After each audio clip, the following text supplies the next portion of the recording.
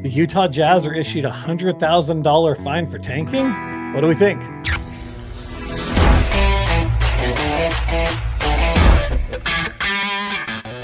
Once again, folks, before we get into the content, we wanted to tell you about Utah Jazz DNA. This is our channel specifically for your Utah Jazz. All of our content for your Utah Jazz will be placed here on Utah Jazz DNA.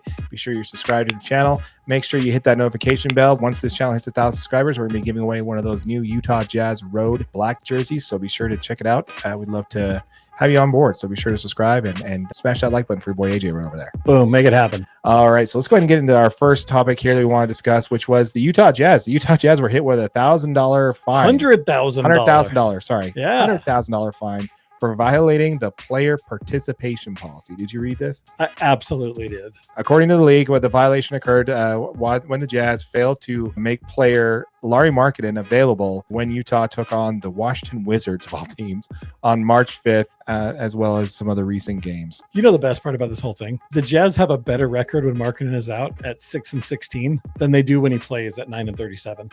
Really? Yeah, so with Lauri on the floor, they've actually been way worse. Okay, interesting. Markkanen's having obviously an off year. I mean, he hasn't played significantly less games though, because realistically he's missed like 22 games this season, but I mean that's very similar to his 55 game total from last year. Well, right?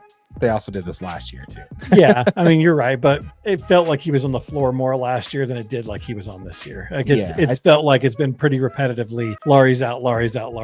You know what I mean? Yeah, so, this definitely was the first year where it definitely felt like they were, since the beginning of the year, they haven't tried.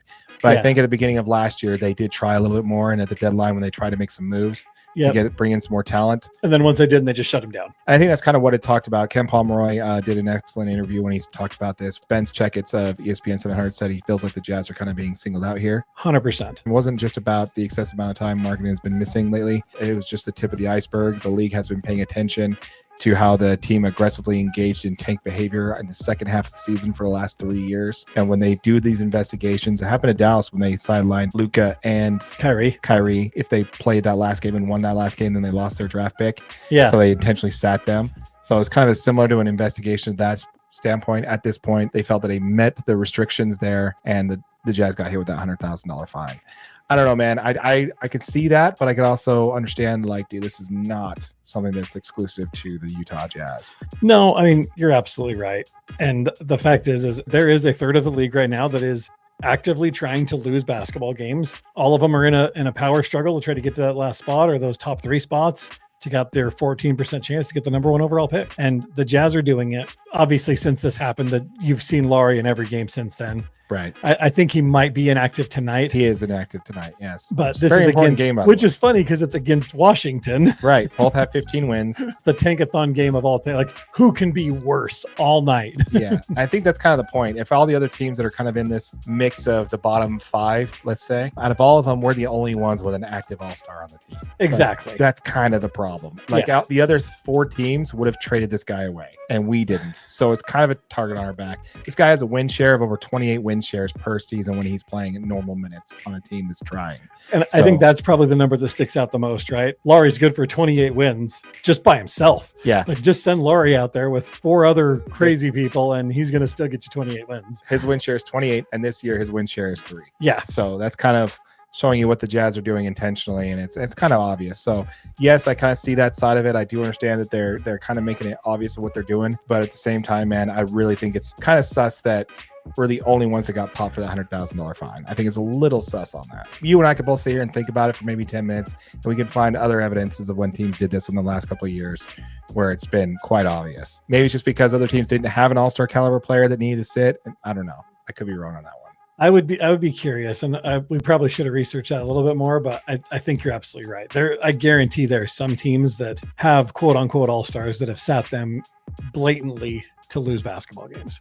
It's fine. It is what it is. And I'm pretty sure the Utah Jazz have no problem paying that $100,000 fine. Did you see what happens if they get hit for it again, though? It's like $250,000 fine. And then it goes to $1 million. Yeah. And then $1.5 million. But, you know, as long as you don't lose your draft position, I don't think it matters to these teams. Would you pay $1 million to ensure you had a top 3 draft pick? Absolutely. Yeah. So I don't think that really does anything. Like, what are we actually doing to hurt these teams? Doesn't make a whole lot of sense. They're just taking this $100,000 and handing out pay raises to referees. I mean, they're just like, here we go, more money. I'm not sure if that's where it goes. Most of the fines go to NBA charities, but yeah, who knows? Pretty sure there's a tinfoil hat answer somewhere in there. Oh, guaranteed. I mean, I can't believe that we're in a league where a third of the league is intentionally trying not to win games. It's kind of gross. Some of the reason that this is so highlighted is because we're Jazz fans and we're in the middle of this right now. This happens every single year. You know what I mean? Right. But for the past, I mean, we've been really lucky as Jazz fans because we've been competitive for so long. And the fact is we're right in the middle of the worst season the Jazz have ever had. Yeah, I can understand, like, but the whole rebuilding process, like in Philly, I think that's when this really started, in my opinion. Some people push back and say, oh no, it was when the Spurs tanked to make sure they got Tim Duncan. Yep. You know, but I guess you could go back and say it's a little further than that. I don't know. I think it's been more prevalent that more teams are trying not to win lately. Yep. But anyway, we'd love to hear from you folks. Let us know what you think. Drop in the comments. Let us know on that for sure. Now, Go Jazz. Yep. Once again, folks, if you have not yet, check us out. Our channel is called the Utah Jazz DNA. This is a channel specifically for your Utah Jazz content. Be sure to smash that like button for your boy AJ right over there. Jump in the comments. Let us know what you think. Let us know what you want to chat about in regards to this channel. We'd love to hear from you. Make sure you subscribe. Once we hit 1,000 subscribers, we'll be doing a jersey giveaway. So make sure that you are subscribed for that.